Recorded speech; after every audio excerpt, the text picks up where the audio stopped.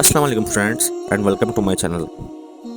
अल्लाह रब्बुल इज़्ज़त ने बनी आदम को गुमराही से बचाने के लिए अपने बंदों में से ख़ास बंदों को चुना और उन्हें नबूवत के मनसब पर फाइज करके हर कौम की तरफ भेजा।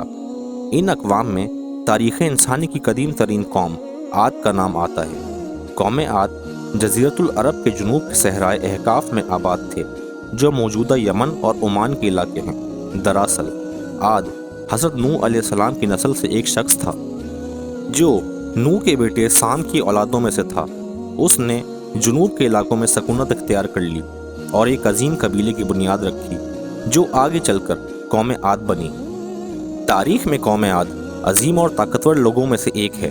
वो नहायत ही लंबे, ज़ोरावर और मजबूत होते थे और उनकी जिस्मानी मजबूती और कदो-कामत बेमिसाल थी। वो लंबे लंबे दरख्तों को एक हाथ से पकड़कर उखाड़ दिया करते थे।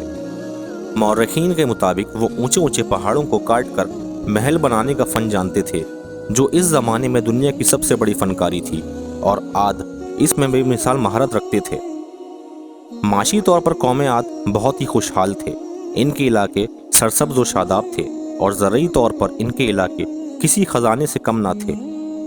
इस कौम के लोग क्योंकि लंबे और ताकतवर थे, लिहाजा बाहरी दुश्मनों से भी उन्हें कोई ख़तरा ना था, और अतराफ़ में रहने वाले लोग भी उनके ज़ेरे दस्त थे।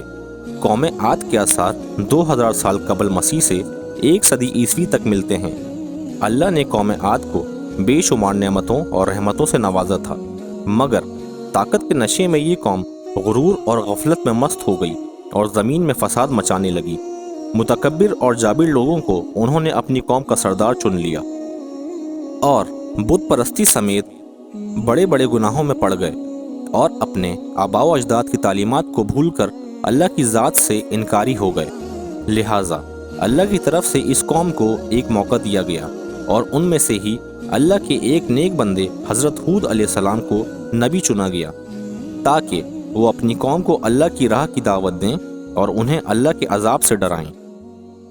अल्लाह ताला ने कुरान मजीद में कौम आद का जिक्र करते हुए फरमाया, और हूद अलैहिस्सलाम ने कहा, मैं तुम्हारे लिए एक अमानतदार पैगंबर बनाकर भेजा गया हूँ, और फरमाया, ए मेरी कौम, तुम सब अल्लाह की इबादत करो, क्योंकि तुम्हारे लिए इसके सिवा कोई और माबूद नहीं, और तुम लोग जो ये बुत परस्ती कर रहे हो, ये ना कोई खुदाई कानून है, ना कोई अक्लमंदी की बात, ये तो सिर्फ तुमने अपनी तरफ से गढ़ लिया है।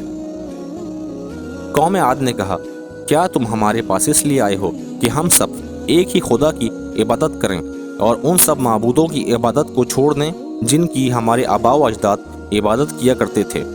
कौम आद ने कहा, अगर तुम वाकई सच्चे हो तो अपने वादे के मुताबिक अज़ाब इलाही ला कर दिखाओ।